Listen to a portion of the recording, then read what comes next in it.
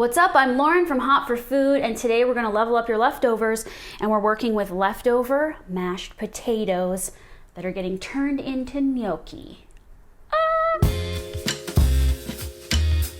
Since Thanksgiving is coming right up, I think it's reasonable to think that you're going to have some leftover mashed potatoes. I always do, and you could reheat them and put gravy on them, but I find they get this kind of hard texture, no matter even if you reheat them. They're just not the same as they were the first day you made them. So I like to level up the leftovers, and I thought making a from scratch gnocchi recipe would be pretty easy and really transformative to the potatoes. Contrary to popular belief, you don't need egg in gnocchi. I have a recipe in Vegan Comfort Classics. Page 153, it's a sweet potato gnocchi. That's made from scratch. I found that as long as you have the right ratio of potato to flour and you don't overwork it, it stays nice and fluffy and you really don't need the egg. So it's a very simple recipe, and in fact, you almost don't need a recipe, and that's what I'm gonna kind of show you today. It's more about like the feel of the dough, and the thing is I have no idea what kind of mashed potatoes you're working with. Are they more wet? Are they more dry? I don't know, and that's the thing. So it's basically gonna be about incorporating gradual amounts of flour until you get the perfect dough, which you kind of have to base on like feel. So I really want you to be able to do this on your own and not really worry about a recipe. And that's all we're gonna do. And then we're gonna kind of put a pesto on it. I have a jar of pesto already pre-made from the store in the pantry. It's gonna be really simple and a really delicious way to level up leftover Thanksgiving or, you know, holiday time mashed potatoes. So let's do this. So if you're taking out your mashed potatoes from the fridge, they are gonna look piecemeally a little like this, which is kind of what you want. Heat them in the microwave for like 30 seconds to a minute, just so that it's not like really hard, which I find they are right out of the fridge. Let's just go here. So I don't think it's unreasonable to have 1 cup, probably 2 cups of mashed potatoes, I think we'll go for. Again, these are just what I had left over, but I think if I make all of this, it'll be too much gnocchi. If you do make more, you can definitely freeze the gnocchi once they're formed, so not to worry. Yeah, I think this 2 cups is great. Okay, so now just make sure, mine are pretty like separated, which is good, but just break up all the chunks with your fork. If you're doing this from scratch with fresh, make sure you let them cool off entirely so that they're more like leftovers like this. I like to do this on a clean counter. So we're gonna dump the potatoes on the counter and start adding flour here. So just do this and sprinkle the flour over top. And you're just going to gradually work it in. Not too much until it comes together. Thing is, you're trying to get this to be fluffy, but not like tough and overworked. Otherwise your gnocchi will be kind of gummy, which you don't want. You'll start noticing it gets stickier, okay? So that's what you want. Keep going though, we're not there yet. I'm gonna try to describe the feeling, but it's more of a look and a feel. But as you're working these potatoes, you feel the moisture coming out of them in your hands. And that's just why you heat them a little bit right out of the fridge so that they can get stickier like this. Yes, I can feel it getting sticky. Okay, so a little bit more, working with a cup here. Should really hold together nicely, not really fall apart.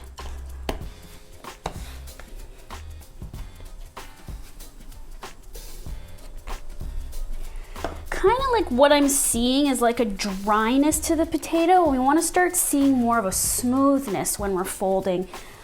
That would indicate that there is now gluten in this dough, where right now I can still tell the ratio is too much potato. I'm feeling like a handy little thing. If it starts to get a little dry or cool, wet your hands.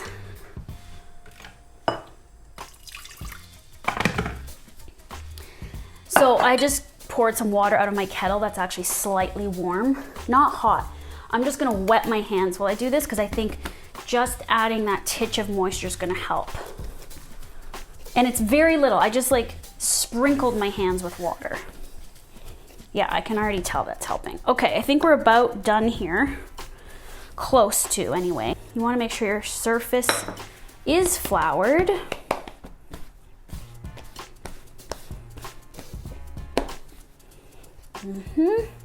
I guess, you know what, dampen your hands a little more each time, because I feel like that's just helping this come together. And then you'll feel this stickiness. Yeah.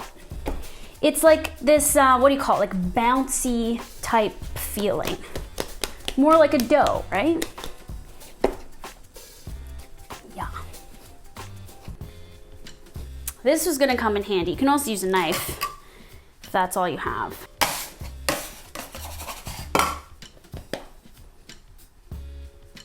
So you're using about a cup of flour. I'm actually just shy of that, but with the excess you're gonna need on the surface, it's about a cup. Again, all dependent on what your mashed potatoes were like to begin with. All right, so let's just push some of this excess out of the way, because I don't at this point want to incorporate any more flour than what I just did, which was just a little bit more. Okay. So get this into a nice smooth ball.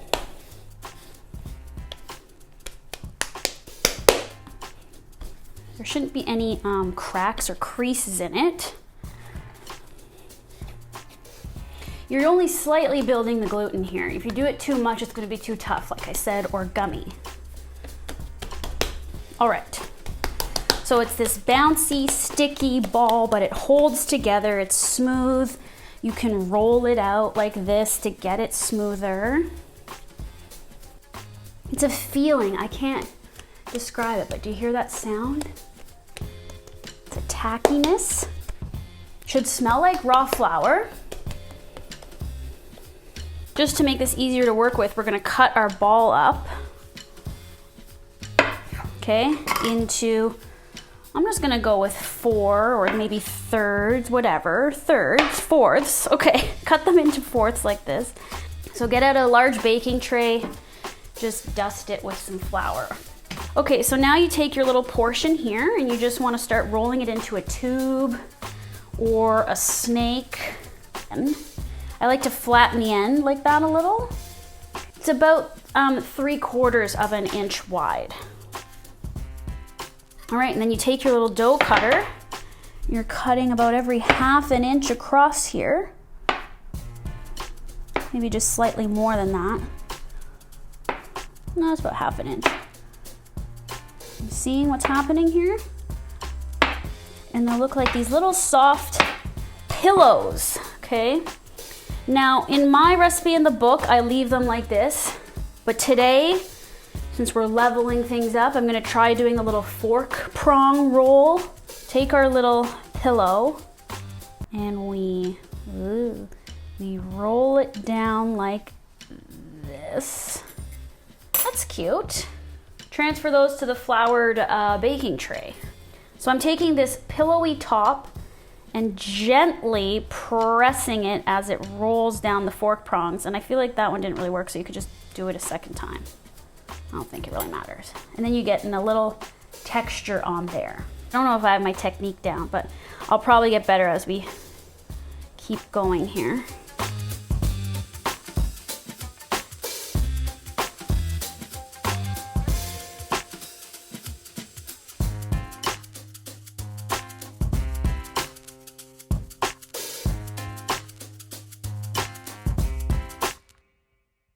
There's the finished gnocchi. I feel like they turned out pretty good. So I got about 53 pieces, used just under or about 1 cup of flour. So it's at this stage you could freeze these and then boil them and cook them up later, but obviously we're gonna go right to cooking.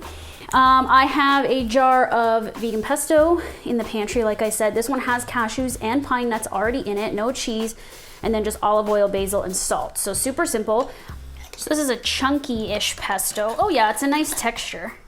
It needs a bit of lemon because it's quite salty. So just a titch, a tablespoon maybe, or 2 teaspoons. Let's add a little bit of nutritional yeast for flavor. Nutritional yeast is a flavor enhancer, you know. Everyone says, oh, it tastes like cheese. I mean, it doesn't really taste like cheese, but what it is it's glutamic acid, which is naturally occurring MSG. So it's a flavor enhancer. I mean, essentially, it's like pure umami. Not only does it have nutritional benefits like protein and B12, it's gonna make your food taste good. And I've strayed away now from saying cheesy, because it is cheesy. Cheesy is also umami, naturally occurring glutamic acid, MSG, that sharpness that you get. But yeah, it works in things like this. Also, I put it in everything, as you see. Let's start with that. Obviously, I'm just gonna make one serving for myself. You can find vegan-friendly pestos in a lot of different stores. I've checked the shelves. You just still gotta check and make sure there's no Parmesan cheese in them. And a lot of grocery stores carry but ones that are just like plain basil with usually like a walnut or a cashew mixed in if they are vegan friendly. There's our sauce that we'll work with. I'm gonna chop up these leftover walnuts that I have. I'm gonna grate some Parmesan cheese, and then we're gonna finish it all off over at the stove. So you want to have a rolling pot of water here. You're obviously going to salt the water generously. And now with your hands, plop them in. They're not gonna take long. They should float. Get out a slotted spoon to just make sure that they're not sticking, right? So fish them out gently.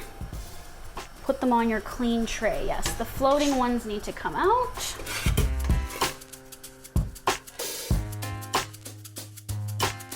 All right, so heat up your pan. Put some olive oil in there. I've got it on medium high. You'll lower it a little bit. So get them sauteing in this olive oil. I'm gonna go down to medium because cast iron gets very hot, just to start it on medium high. So do about 2 to 3 minutes on the first side. Give them a good flip here, and then add in some minced garlic and just do about another 2 minutes. Our pesto's pretty salty, so only add salt at the end to taste. And just watch this garlic doesn't burn, so lower the heat if at all you need to. You don't really want to toss too much. I'm just trying to get the garlic mixed in. And just to heat the pesto, you're gonna want to add that in now. I would almost just do that at the very end with the heat off. Time to plate it up.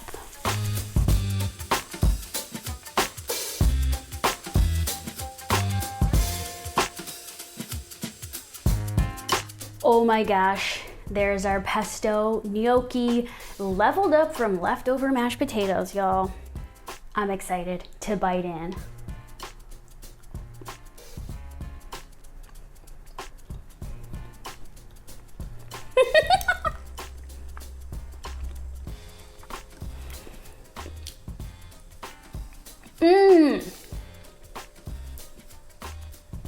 These are perfect. No chew, no gumminess, pure fluff. Look at the inside. I don't know what to tell you. The key to a perfect gnocchi is you shouldn't really be able to tell if you're eating pasta or potato. Where like, if you were blindfolded and someone fed it to you, you would question, you wouldn't really even know. Oh my God. Oh my God. I'm sorry, I like this better than mashed potatoes. I'm a big mashed potato fan, but this is like next level. Okay, so perfect little skin on the outside comes from boiling and pan frying. I don't like straight out the water boiled gnocchi. Same with like ravioli. I feel like it does need a bit of a like searing of a skin in a pan. Even the way, and this was an accident, I threw that pesto in when the pan was a little too hot, but I turned the heat off immediately. It created this perfect like coating of pesto around each thing where there isn't a pool of anything in the dish. It's all just like perfectly kissed and coated and just sitting here like, So I've made stuff with leftover mashed potatoes like potato cakes, leftover Thanksgiving waffles on the blog. All great, but I have to say, this, my friends, is perfection. I can't believe it. I'm so excited. Oh my God. I really hope you try this. Really, really good. Leveled up leftover mashed potatoes with a no recipe type gnocchi. Please give it a try. Let me know what you think. Again, not much to troubleshoot, but if you have any questions, leave them below. I don't know if this works with a gluten-free flour, and nor would I want to try. I'm sorry.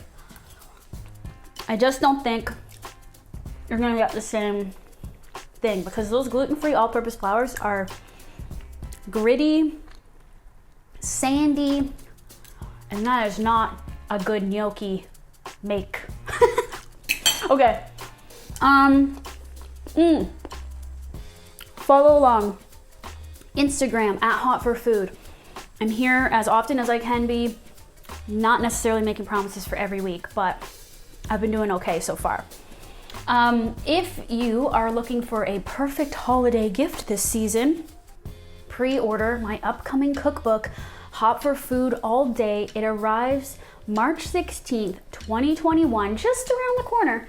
However, if you pre-order it between now and just the day before the release date, you can go to hotforfoodblog.com, I'll link it below, and claim your free gift now. Your free gift is pretty epic. It's not just like, oh, I'm giving you recipes from the book early. Oh no, my friends, I made 10 brand new spankin' recipes. It's called Just Dessert Stuff. These are 10 delectable and indulgent vegan dessert recipes, never before made, never before seen on Hot for Food, and you can get that right now. You will claim it in the link below. You'll get the PDF ebook by email, and you can gift it to the person with a little note that says, then you'll get another gift in March when Lauren's book comes out. So it's a perfect gift. You can get stuff right now to make for the holidays. Lots of holiday baking ideas in there. Sweets and treats, my favorite things. My favorite thing other than this gnocchi at the moment. This is my new favorite thing. So go check out that offer. Like I said, if you've already pre-ordered, you can go claim your Just Dessert Stuff book now as well. Open to anyone, no matter where you order the book from. But I do encourage you to place an order with either a local bookshop, support your local bookshops, and even better, support your local Black-owned bookshops. I know in America you can order from Black-owned bookshops and they will ship, you know, not just within their city, sometimes they'll ship nationally. So just do some research. There's lists all over the internet to buy from Black-owned bookstores. I'll also link some stuff below, and it's also linked on hotforfoodblog.com on the cookbook page. So please do what you can to support those businesses this holiday season, and you can claim from anywhere. Like I said, you'll need your proof of purchase. There's usually an order number or confirmation on your receipt that you'll type in to the form to claim Just Dessert Stuff. Okay, let me know if you have any questions, y'all. It was lovely to hang and cook with you. I had a lot of fun making this. I'm so impressed with myself. I mean, I always am, and y'all make fun of me for it, but I think if you can blow your own mind, I mean, like, what else do you need? You don't need anybody. You just be by yourself. Okay? I love y'all. See you soon. Bye.